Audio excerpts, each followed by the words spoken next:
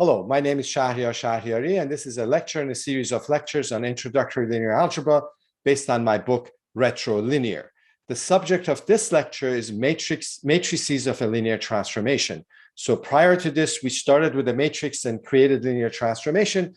This time, given a linear transformation between two finite dimensional vector spaces, we will find a matrix that does the job of the linear transformation for us. So we go from linear transformations to matrices. Okay, so let's just recall about linear transformations and about matrix transformations. What we talked about last time is that whenever you have a matrix, you can have linear transformations that come along with it. And in fact, originally we had said that those linear transformations are linear transformations from Rn to Rm. In the last lecture, we generalized that to linear transformations from various kinds of finite dimensional vector spaces to other kinds of finite dimensional vector spaces. So the basic idea is that if you start with two vector spaces, as long as they're finite dimensional and you know their dimension, the dimension of the first one maybe is n, and the dimension of w, the second one is m, and you want a linear transformation from v to w, so then you get yourself, first of all, you have to get a basis for v and w. The way you're going to come up with a linear transformation depends on those bases, and those bases have to be ordered. In other words, the order of the elements in those bases matters. Well, you have to decide on that as well as deciding on what the bases are. Then you write down a matrix, or maybe a matrix is given to you, an m by n matrix. The m and n here are the same as correspond to the dimensions of v and w. The number of columns is the dimension of v, and the number of rows is the dimension of w. So this is just a matrix with real entries, just a bunch of numbers organized in an m by n array. But from that, you can have a linear transformation. We constructed a linear transformation from v to w. How did we do that? We called that linear transformation LA, linear transformation that comes from A, from v to w. And this was its definition. So you have to decipher that, what that means. It says that here's the matrix A, here's the vector v that you want to send over. You want to know what LA of v is. LA of v is over here. LA of v would be the image of v. So you want to know what that is. So what you do is you take v, you write its coordinates with respect to s. So when you write the coordinate of v with respect to s, s being a basis for v, and dimension of v because it's n, when you write the coordinate of v with respect to s, you get an n tuple. You get n numbers organized in a column vector. And because of that, this matrix is m by n. You can multiply it by it. You can take a and multiply it by that column vector, and you get an n by 1 vector. And that's going to be not quite the image of v, because that vector is going to be an m tuple, an element of Rm. But what that will be the coordinates of the image in terms of b, in terms of the basis b. So you have to retranslate back from basis b what that image is. But this very well defines, that we discussed last time, a function, and it's a linear transformation because all matrix transformations are. It's the matrix linear transformation from v to w corresponding to A. The point is that given a matrix, you have a linear transformation. Now the question for this lecture is basically the converse. Do all linear transformations come from matrices? Let's say your day job is making linear transformations from v to w, and you've come up across this idea that you can make linear transformations using matrices, and that's what you do. Are you missing out? Are there linear transformations out there that you couldn't get if you were limiting yourself to only making linear transformations out of matrices? Or is it a fact that all linear transformations come from matrices? Maybe you don't know what the matrix is, but they do come from a matrix. And the answer to that is yes, all linear transformations come from matrices. We said that all of vector spaces are isomorphic to R. All finite dimensional vector spaces are isomorphic to some Rn, depending on what their dimension is. That sort of simplified our view of the world of vector spaces. And today we're going to simplify our view of the world of linear transformations on finite dimensional vector spaces. And the basic idea is that linear transformation is another name for matrix. Matrices and linear transformations are interchangeable as long as the linear transformation is on finite dimensional vector spaces. On infinite dimensional vector spaces, since we don't want to think about infinite matrices, linear transformations do tell you more. But now we have to see how we would come up with a matrix for a given linear transformation. So I'm going to repeat my question. I have two vector spaces that I've walked through the door. One is dimension n, the other is dimension m. I have a basis for v called s and a basis for w called b. And someone gives me a linear transformation, the linear transformation they like. Here they don't tell me just come up with a linear transformation from a matrix. They give me the linear transformation. Here it is. This is the linear transformation that I want. And the question is that, can I always find a matrix A that's m by n and such that the matrix A does the job of the linear transformation, just the thing that we just, so this means that this linear transformation is the linear transformation of A. Could A be, can I find an A such that T is LA, the linear transformation of that matrix? And that's exactly what this is saying. So what you want to have in mind is that this time what we have is a vector space V and a linear transformation T that sends a vector V to T of V in W. And what we want to do is we want to use a coordinate map.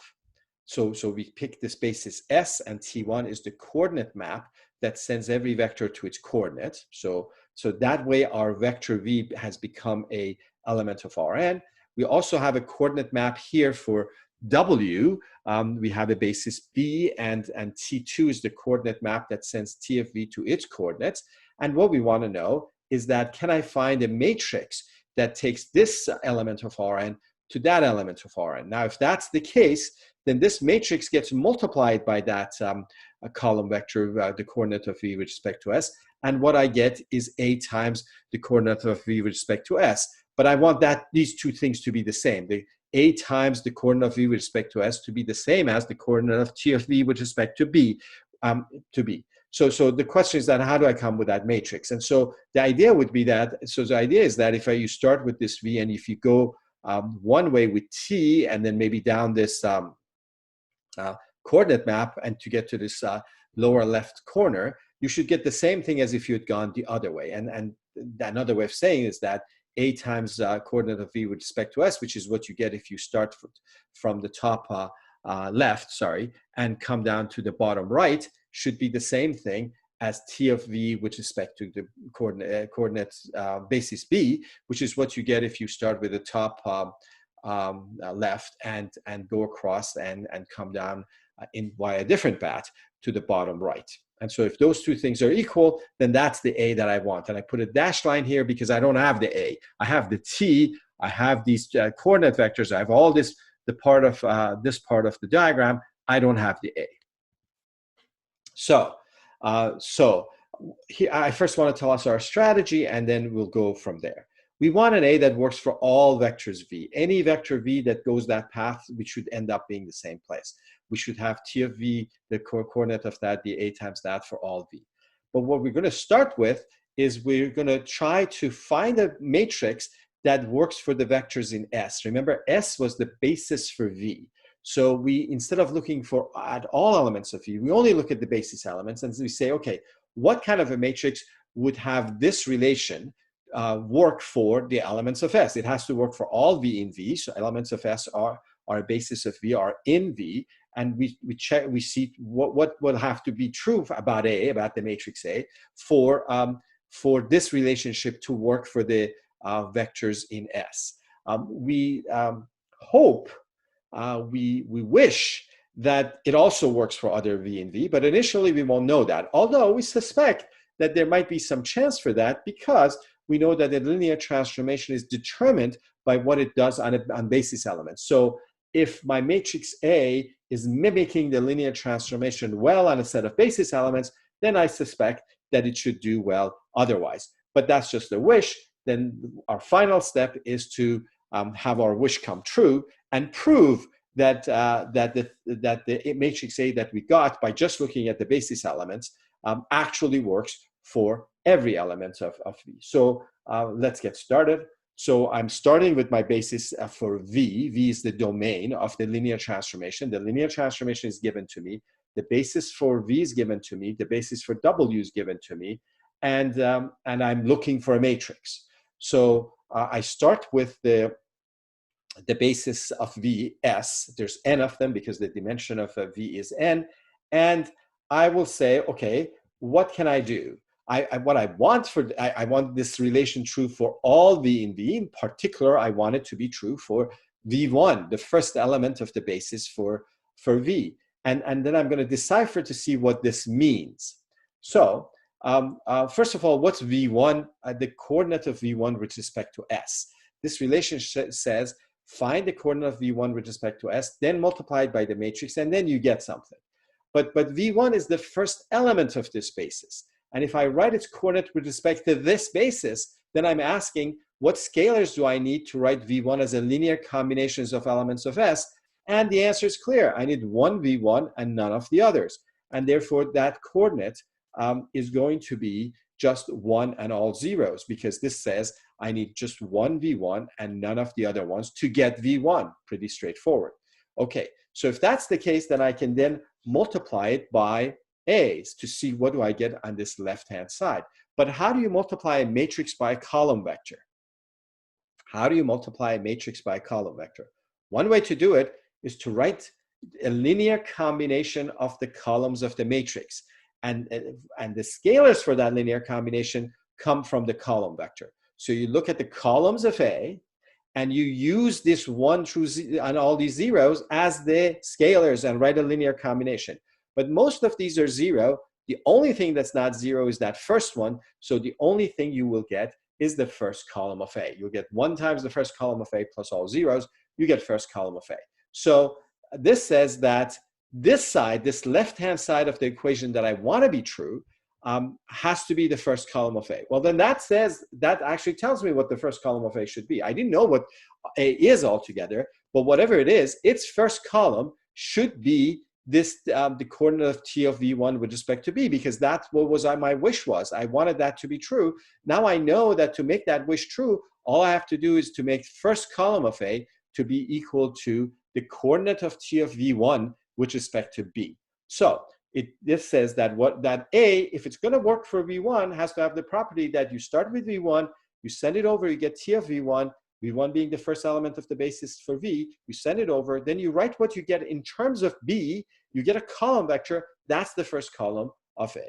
But we can continue this. What about the coordinates of V2 with respect to S? Well, V2 is also an element of S, and its coordinate is 0, 1, all zeros. That's how you write V2 as a linear combination of this. As a result, then how do you, what happens when you multiply A by that column vector? Again, when you multiply a matrix by a column vector, you have a linear combination of the columns with the scalars coming from that column vector. And here, when you use these scalars, 0 times the first column, 1 times the second column, and zeros times everything else, you just get the second column. I don't know what A is, therefore I don't know what the second column is, but I know what I want. I want this to be the T of V2, which is the coordinate of T of V2 with respect to B, because I want that relationship, A times the coordinate of V with respect to S equal to the coordinate of T of V with respect to B, be true of everything. And at this point, I'm concentrating on the basis elements. For this to be true, I have got to have these. And therefore, now I know what all the columns of A have to be. There's no guarantee this A will work, but at least it will work for the basis elements. So because of that, I can define this matrix A that I suspect is the one I'm looking for, and spoiler alert, it does work. So let's see. So again, the NW are vector spaces, dimension of V is N, dimension of W is M. You have the basis for V is V1 through Vn, and again, this is an ordered basis, the order matters, and B is an ordered basis for W. Then T is, and T is given to you. These are all the things that are given to you. T is a linear transformation from V to W that's given to you, and you're looking for a matrix to do the job of this linear transformation, so you don't have to worry about the linear transformation anymore, and you can worry about the matrix because we like matrices. All right, the matrix of the linear transformation T with respect to the basis S and B First of all, we'll have this weird notation that you have to get used to. The matrix of T with respect to S and B. Even though I write B first and then S, I read this as the matrix of T with respect to S and B. S being the basis for the domain, B being the matrix for the basis for the codomain, is defined as this. What is it? Well, these are the columns of it. The first column is T of V1, which is the coordinate of T of V1 with respect to B. The second column is the coordinate of T of V2 with respect to B, and so on. This is this matrix, and this matrix. Okay, well, hold on a second. This is the matrix that that we're hoping does the job of the linear transformation T. So a couple of points. First of all, each of these columns, let's look at the second column. What is it? It says, pick the second element of the basis for the domain, apply T to it. A reasonable thing to do. After you apply T to it, you end up in the image, you're in W. Well, then write it in terms of the basis for W, whatever it is. And when you do that, you get these scalars, and the coordinates is a column vector. That column vector is going to be the second column of this matrix. So in this way, you're going to make a matrix. That's one point. The other point is that why is the order B and S sort of backwards? Well, that's because of their sizes, and also more later. Maybe it'll become clear when I write a little bit more. B is the size of B is M, and the size of S is N. So this is an M by N matrix, and the size of B and S will alert you to that. And they will also alert you to the fact that this is a matrix that you want to multiply by the coordinates of V with respect to S. And so those things match. So this is not a notation that's a super standard that everyone uses. A lot of people do, not everyone does. And a little bit clunky, I admit, but it actually, over time, you will learn to like it, and it'll become your friend because it'll help you not write things in the wrong order, and not have to think about too many things. Like you'll see that, yeah, these things match, and so they work. When we do composition, that will become clear. So this is the linear transformation. There's one slight more notation, which is that if it happens to be that V and W are the same vector space, and you're using the same basis for V and W, and that's a very common thing that we will end up doing quite a bit.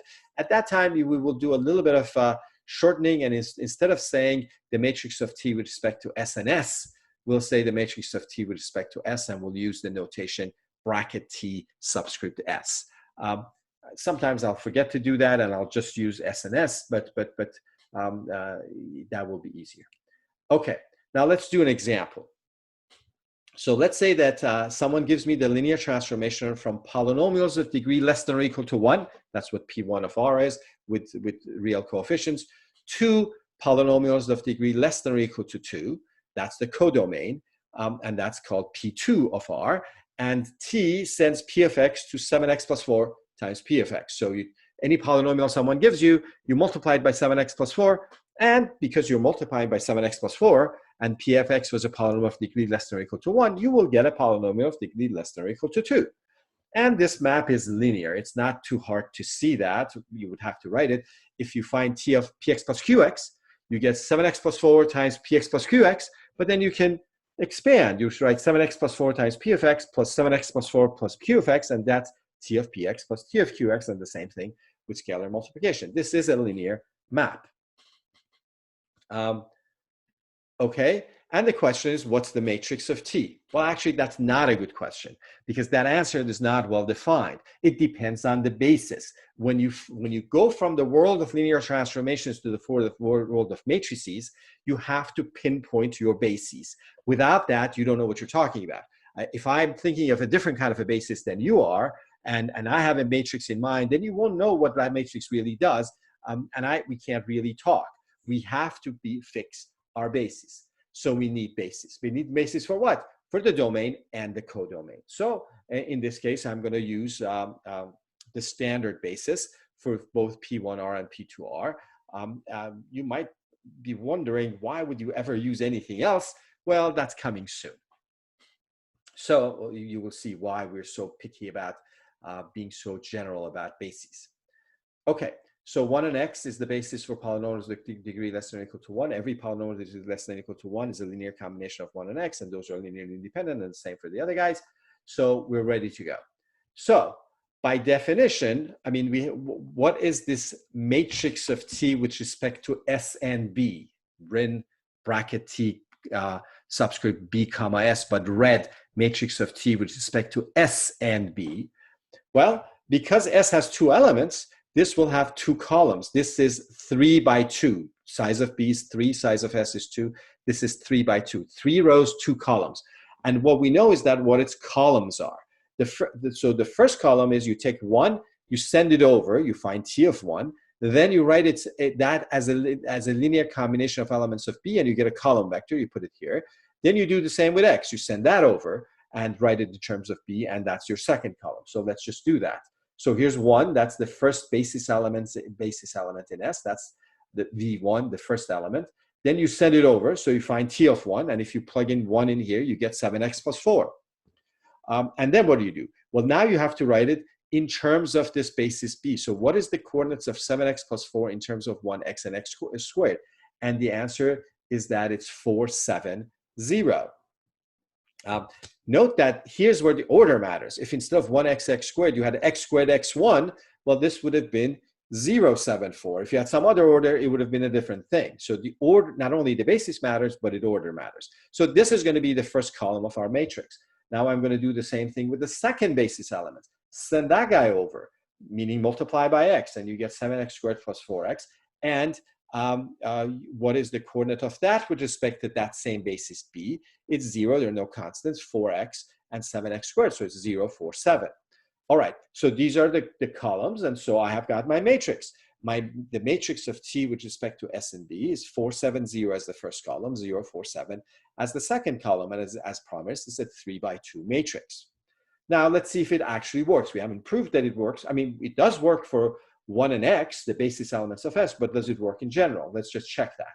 So let's take V is 5x minus 2. That's an element of the domain, the polynomial of degree less than or equal to 1. And I want to know what's the image of that. What's T of V? Well, I could plug it in. That could be, but I want to do it this other way using matrices. So what do? Well, I first have to say, find the coordinate of V with respect to S. Well, it's minus 2 and 5, and make sure that the order is right. Minus 2 of the first one and 5 of the second one. Then what do? Then you take that and multiply it by the matrix. So the rule is this, is that if you want the coordinate of T of V with respect to B, you're not going to get T of V, you're going to get the coordinates of T of V with respect to B. Then you take the matrix of T with respect to S and B and multiply it by the coordinate of V with respect to S. And see, these S's have to sort of match here, and what's left is going to be something in terms of B. So that means that you take that matrix and multiply it by this column vector, and you can do that. And when you do that, you get minus 8. And if I haven't done this incorrectly, you get minus 8, 6, and 35. So what is that? What's minus 8, 6, and 35? That can't be T of V, because T of V is a polynomial of degree less than or equal to 2. What this is the coordinates of a polynomial of degree less than or equal to 2. The coordinates with respect to this basis. So you just read it off. You read that it's minus 8 plus 6x plus 35x squared.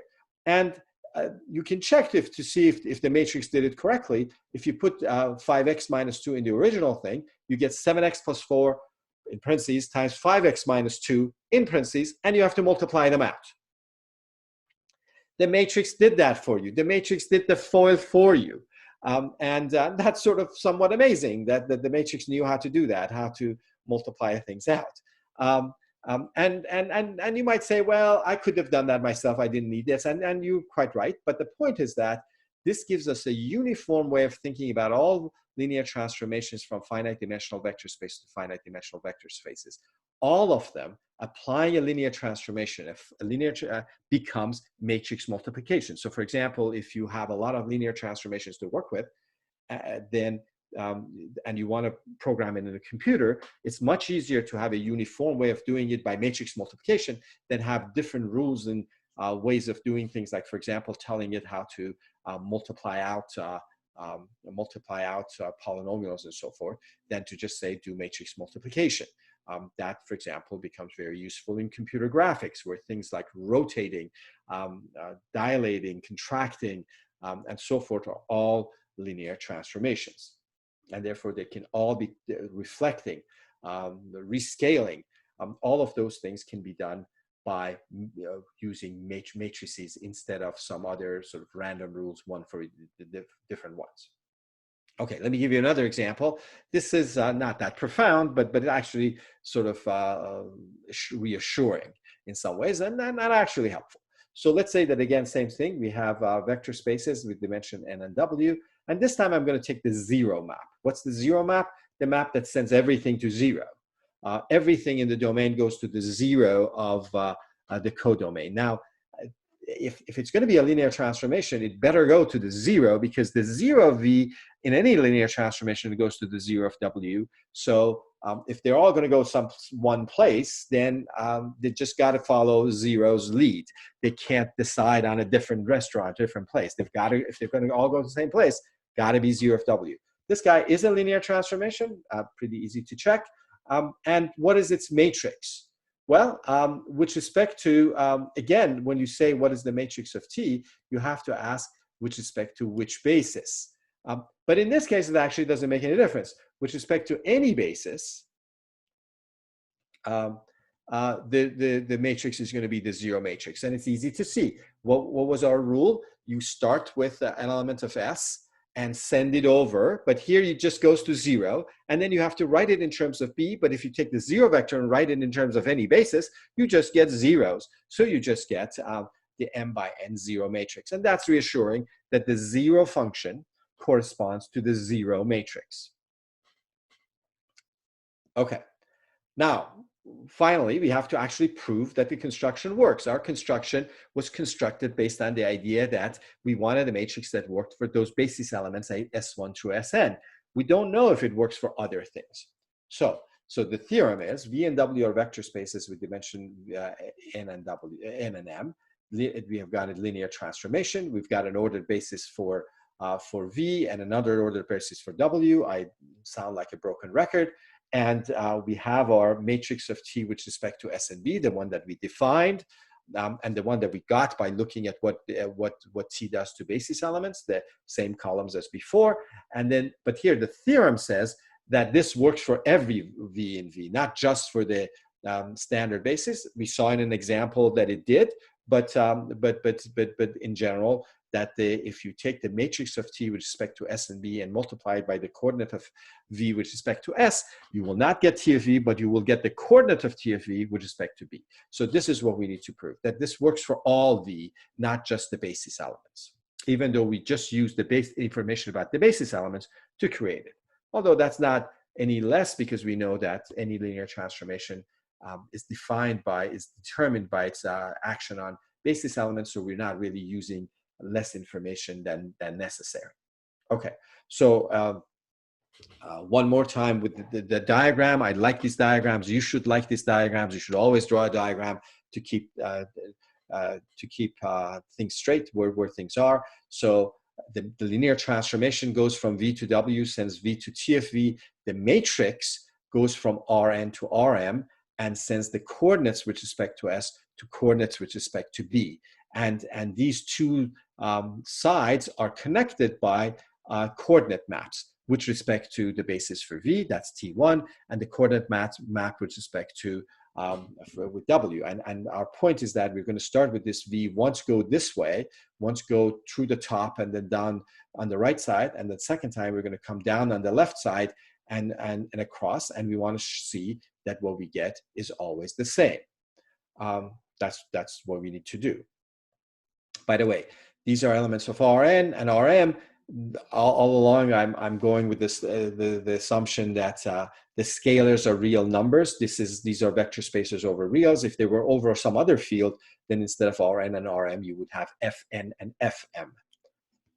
Okay, so let's get started with the proof. So that we're given this matrix. We're given this matrix in the sense that we're giving its columns, which is the same thing, and we want to show that that if we go, if we take the coordinate of V with respect to S, that's coming down the left-hand side, and then multiplying it by that matrix, it's the same as finding T of V that's going across the top and then finding the coordinates with respect to B. So these two things are the same thing.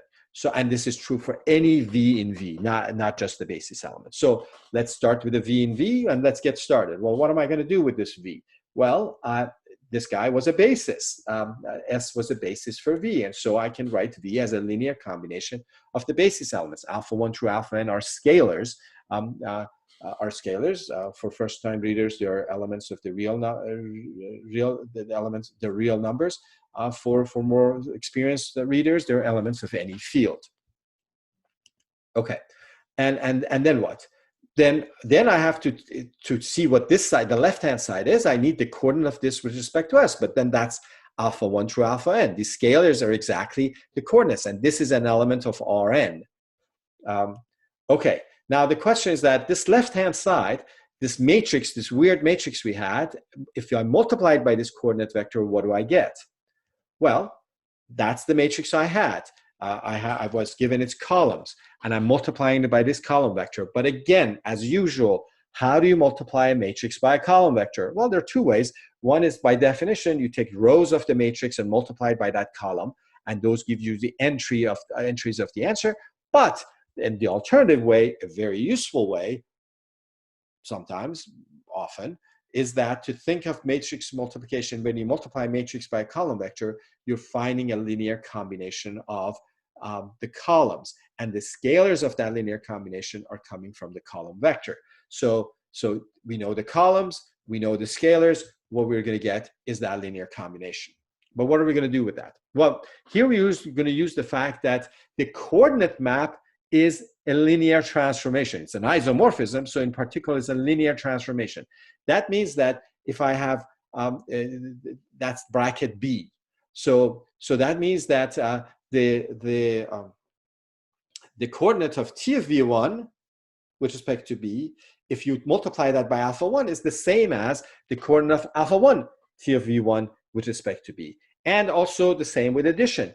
You can combine this. If you're finding the coordinate of this vector with respect to B and multiplying by scalars and adding them, that's the same as if you first do the scalar multiplication and the addition and then find the coordinate vector. This is a consequence of the fact that the coordinate map is linear.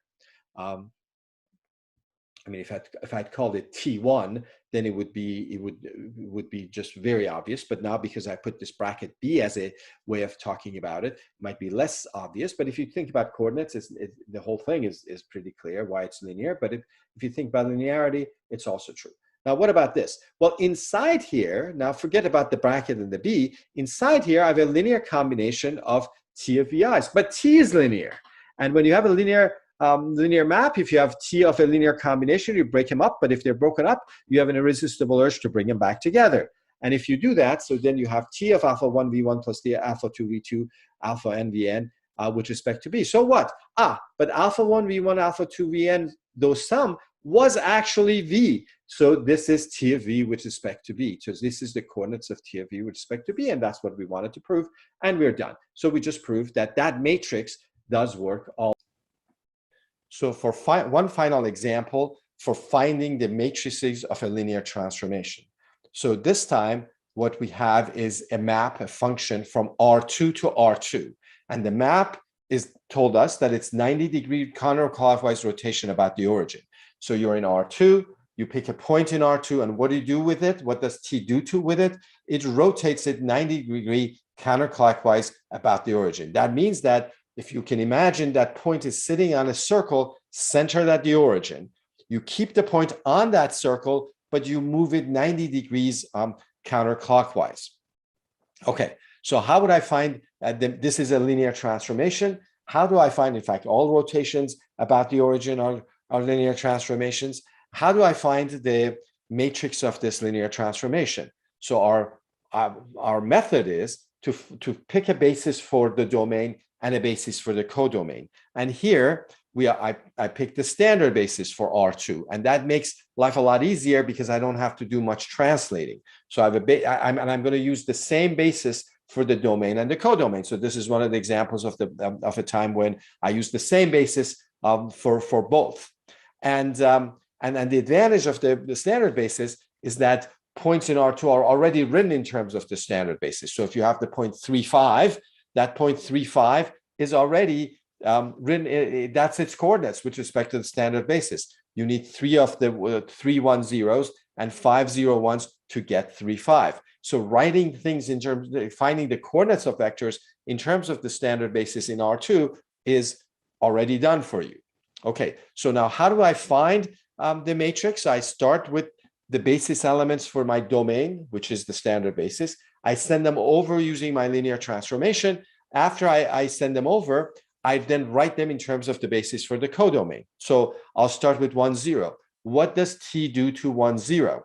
So 1 0 is the point on the x-axis, and when you do a counterclockwise rotation, then you end up here. You go 90 degrees and you end up in on the y-axis. So t of 1 0 is 0 1. Then what you have to do now, you took t and send it over. Now what do you have to do with that? You have to write that in terms of the basis for the codomain. But the codomain's basis is the standard basis, and 0 1 is already written in terms of the standard basis, so there's not much you have to do. So the coordinate of t of 1 0 with respect to the standard basis is still 0 1. And so that 0 1 is going to be the first column of my matrix. Then I have to do the same thing with the second basis element for R2. So I start with 0 1, and I ask myself, what happens when you rotate it 90 degrees counterclockwise? And the answer is that the 0 1 ends up at minus 1 0. And so t of 0 1 is minus 1 0. And then I write that in terms of the standard basis. And again, I don't really have to do anything because it's already written in terms of the standard basis. Now that I've done that, I can write down my the matrix for my linear transformation. The matrix for my linear transformation has 2 columns, and each of those are these guys. So 0 1 is the first column, minus 1 0 is the second column. And this is the matrix of t with respect to s and s. But because both the bases are the same, I can just shorthand that and write that as the matrix of t with respect to s. So this is the matrix of this linear transformation. And this is actually a pretty useful thing.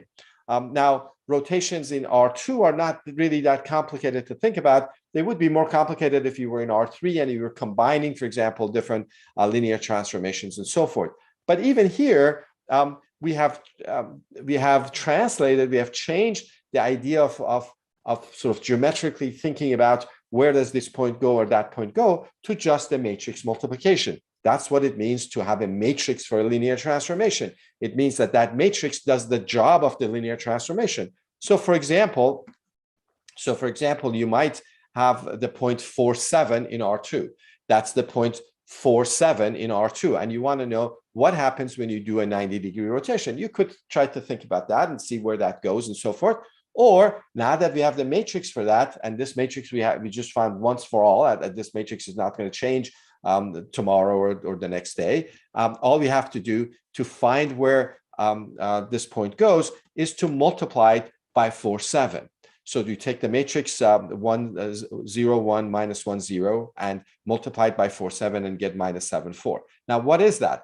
That's, as we have been saying, that's not quite the image always, but it's the coordinates of the image with respect to the standard basis. But because it's the standard basis, there's really no translating to do. This is the image. So now we get that t of p is the same at its coordinate with respect to standard basis. It's minus 7 4. And again, rotating has now been reduced to finding just doing a matrix multiplication.